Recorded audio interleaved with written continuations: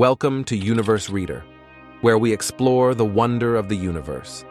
Today, I have a very interesting and provocative question for you. Are we living in a computer simulation?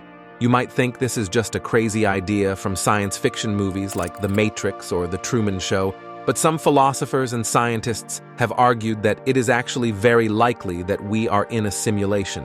How can they say that? And what does it mean for us? Let's find out. The simulation hypothesis was first proposed by Nick Bostrom, a Swedish philosopher from Oxford University, in 2003.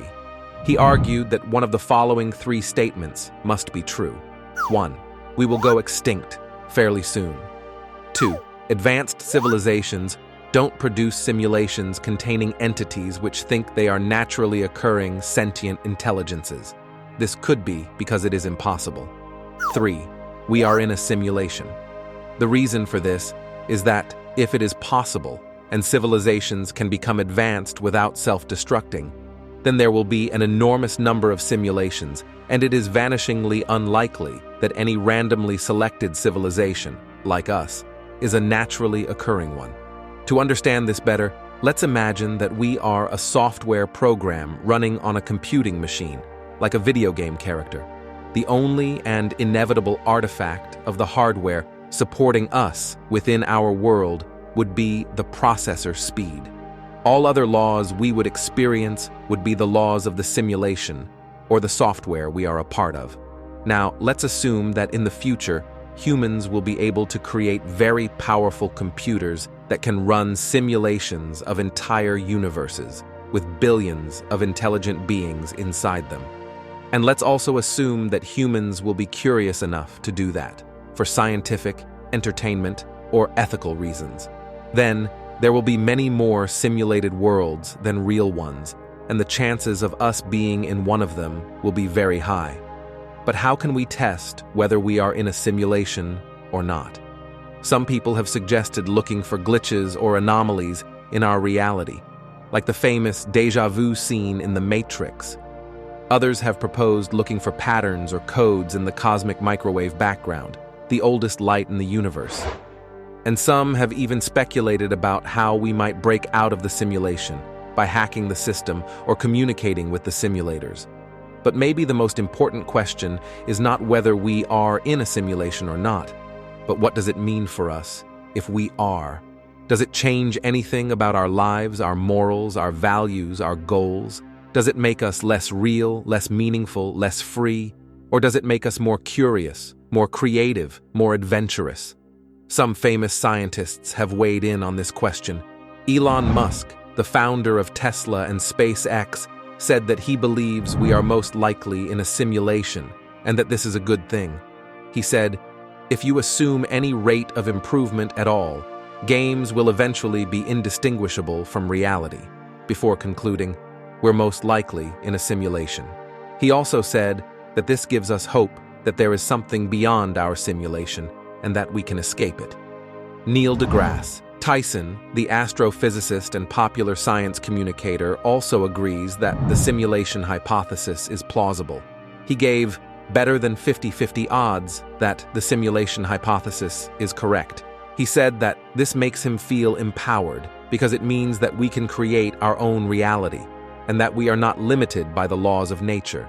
However, not all scientists are convinced or optimistic about the simulation hypothesis. Sabine Hossenfelder, a theoretical physicist and blogger, has called it pseudoscience and nonsense. She said that there is no evidence or reason to believe that we are in a simulation, and that it is a waste of time and resources to pursue this idea. She also said that it is dangerous and irresponsible to suggest that we can escape or change our reality, because it might make us neglect the real problems and challenges that we face in our world.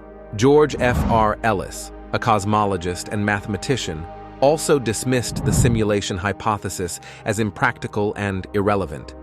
He said that it is impossible to simulate the entire universe, or even a significant part of it, with any conceivable technology. So, as you can see, there are different opinions and perspectives on the simulation hypothesis, and they are not always compatible or consistent.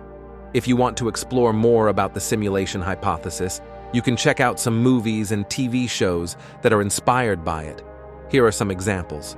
The Matrix trilogy, the most famous and influential movie series about the simulation hypothesis, where a hacker named Neo discovers that he lives in a virtual reality created by machines and joins a rebellion to free humanity from their enslavement. Source Code, a sci-fi thriller movie about a soldier who repeatedly relives the last 8 minutes of another person's life in a simulation in order to find a bomber on a train. The 13th Floor, a sci-fi mystery movie about a computer scientist who discovers that his virtual reality project is actually a simulation of 1937 Los Angeles, and that he himself is a simulation of someone else in the future.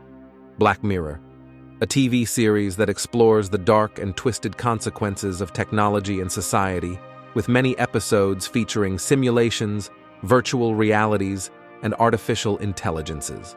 Westworld, a TV series that depicts a futuristic theme park where guests can interact with realistic androids who are unaware that they are part of a simulation and who start to rebel against their creators. These are just some of the many examples of movies and TV shows that deal with the simulation hypothesis, and there are more to come. If you have watched any other such movies or series, you can tell us in comment section with brief summary. What do you think? Do you believe we are in a simulation? Why or why not? And how does it affect your perspective on life? Let me know in the comments below, and don't forget to like, share, and subscribe for more mind-blowing videos. Thank you for watching.